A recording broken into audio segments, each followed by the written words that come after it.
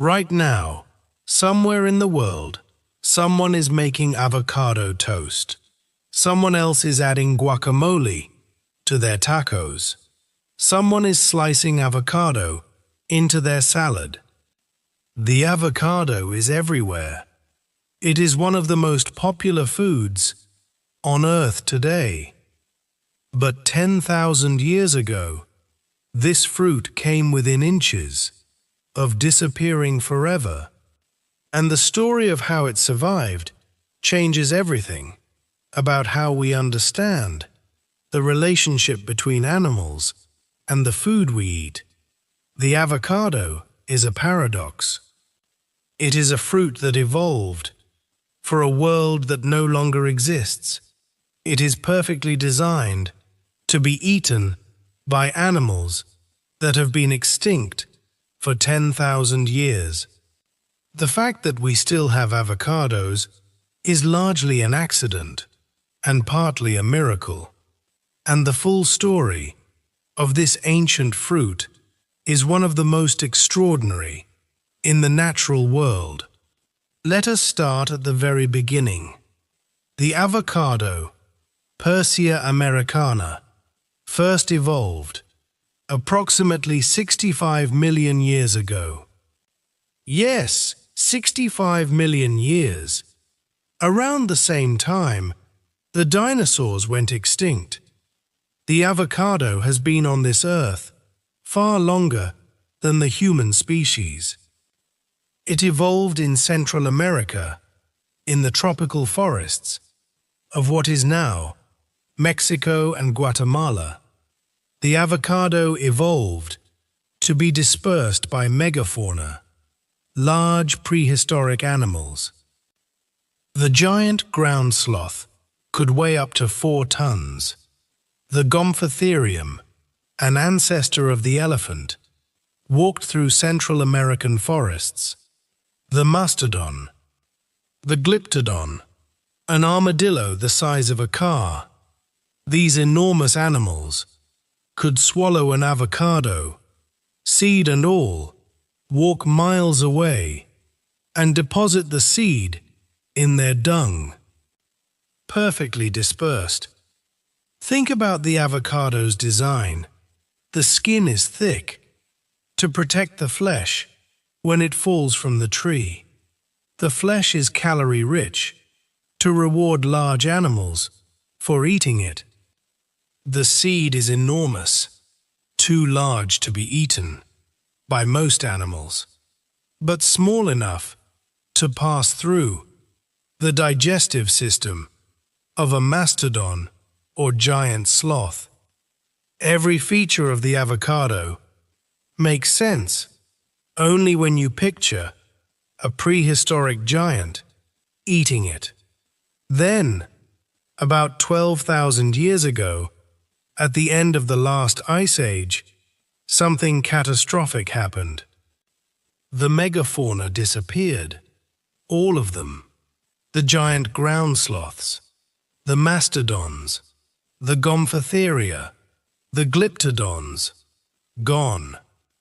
Within a relatively short time, the avocado had lost every animal that had evolved to eat it and disperse its seeds. Ecologists call this an evolutionary anachronism, a fruit without its disperser. Without megafauna, the avocado's seeds could only fall directly below the parent tree, where they competed with the parent tree's own roots and with each other for light and water. Most of them died. The avocado should have gone extinct. By all ecological logic, a fruit designed for animals that no longer existed should have disappeared. And then humans arrived. Archaeological evidence tells us that humans in Mexico were eating wild avocados at least 10,000 years ago. Seeds of wild avocados have been found in ancient Mexican caves. dating back to 8000 BC. These early humans ate the flesh and discarded the seed, far from the parent tree, exactly what the megafauna had done. Without realizing it, they were saving the avocado from extinction over thousands of years. These early Mesoamerican peoples began to do something extraordinary. They began selecting the largest, most flavorful avocados to plant near their settlements.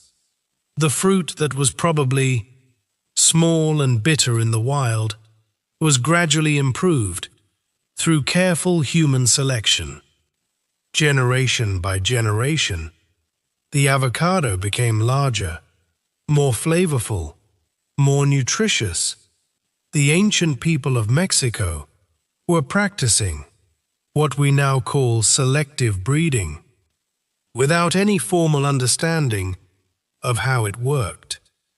By about 5000 BC, the avocado was being actively cultivated in parts of Mexico and Central America. The great civilizations that rose in this region all knew the avocado. The Olmecs, one of the earliest Mesoamerican civilizations, ate avocados. The Maya ate avocados, and the Aztecs, who built one of the greatest empires in the pre-Columbian Americas, loved them deeply. The Aztecs called it ahuacatl, a word that also, in the Nahuatl language, meant testicle. They named it this because of how the fruit hangs in pairs from the tree. They believed the avocado had aphrodisiac properties, that it increased strength and vitality.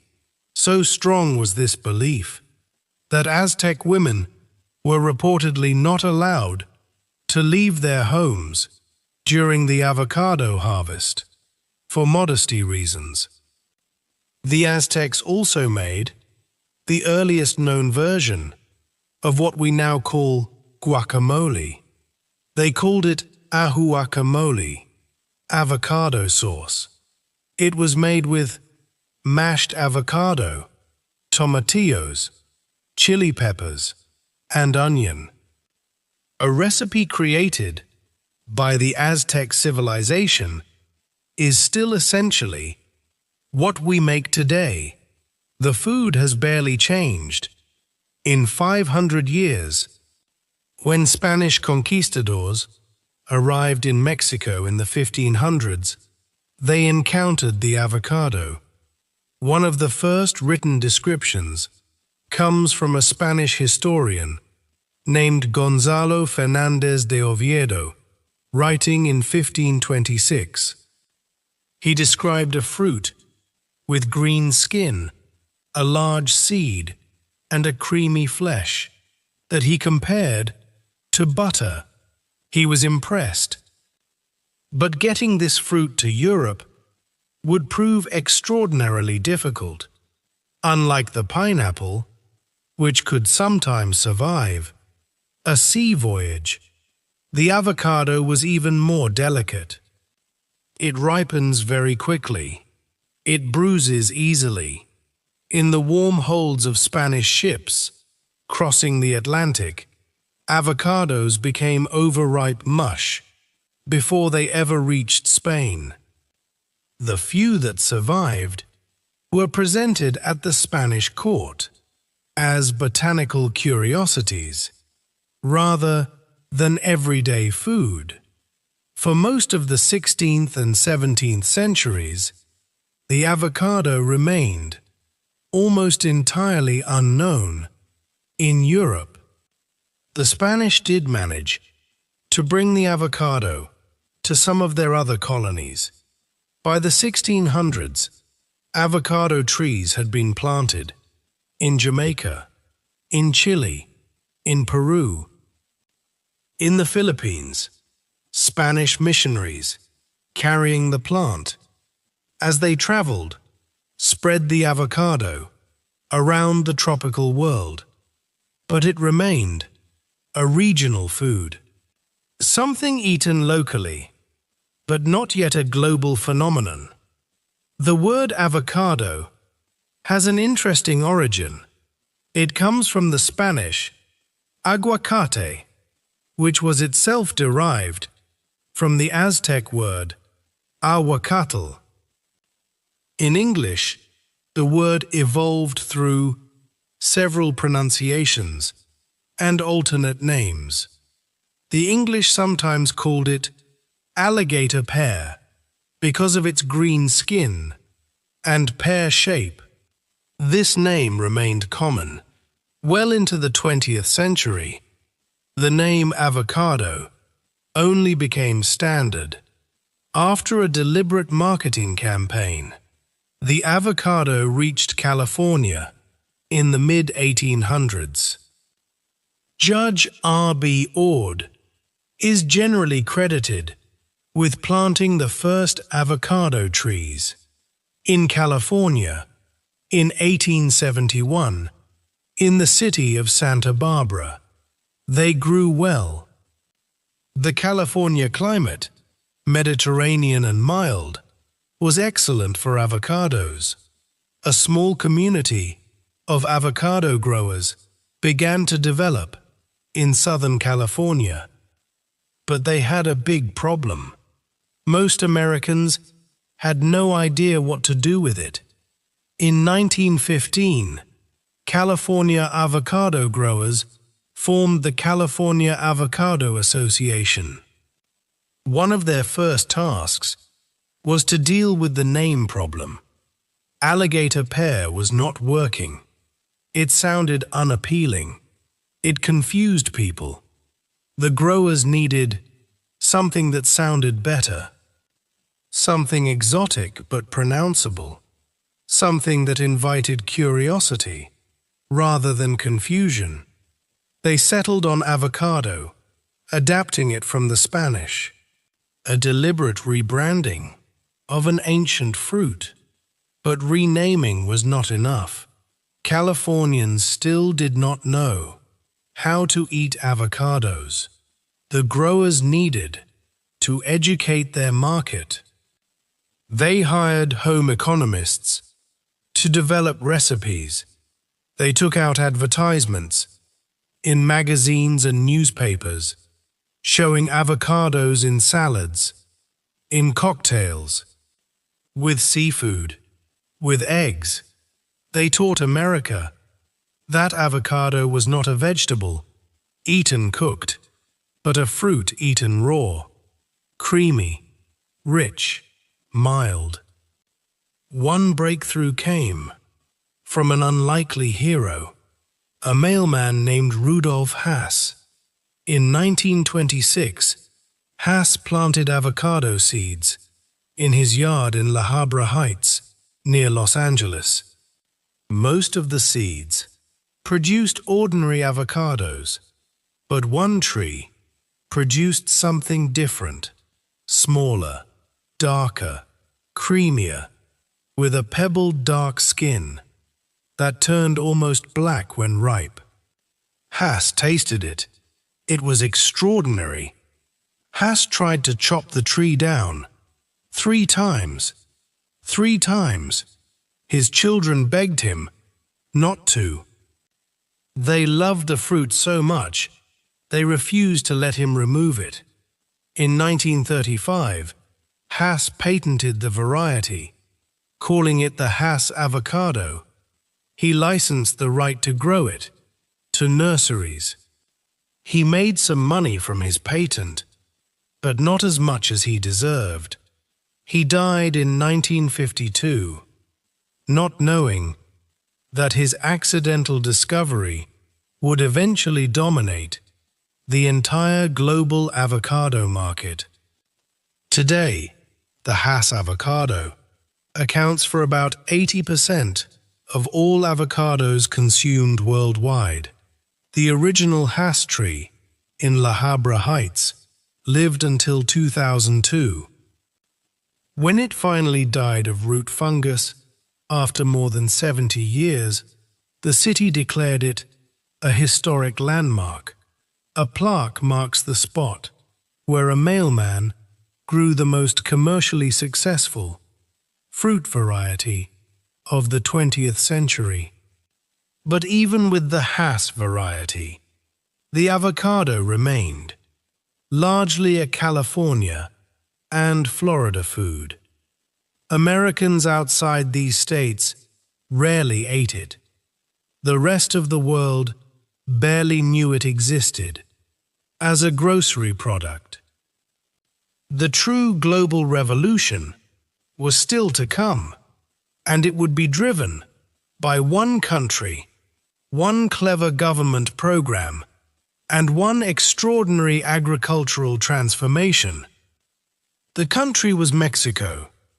Mexico had grown avocados for 10,000 years.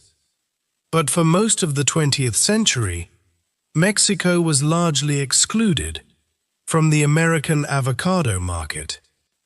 The United States had banned the import of Mexican avocados in 1914, citing concerns about agricultural pests. For 80 years, the ban remained in place. California growers were happy to keep it. The ban protected them from Mexican competition. Then, in 1994, NAFTA, the North American Free Trade Agreement, was signed. It began the process of removing trade barriers between the United States, Mexico, and Canada. Mexican avocados were gradually allowed into the American market, first in certain states. Then more broadly, Mexican avocado growers had been waiting decades for this moment, and they were ready. The state of Michoacán in Mexico had a perfect climate for avocados. Volcanic soil, high altitude, warm days, cool nights. Mexican growers planted more and more Hass avocado trees. More trees meant more avocados. More avocados meant lower prices. Lower prices meant more people could afford to try avocados. And once people tried them, they bought more. The virtuous cycle of the avocado market had begun. Then came the Super Bowl. In 1992, California avocado growers began running advertisements. During the Super Bowl, America's most watched sporting event, they promoted guacamole as the perfect Super Bowl snack. The campaign worked beyond anyone's expectations. Super Bowl Sunday became the single biggest day for avocado consumption in American history. More avocados are eaten on Super Bowl Sunday than on any other day of the year. The internet and social media changed everything next. In the 2010s, a perfect storm of trends all converged on the avocado.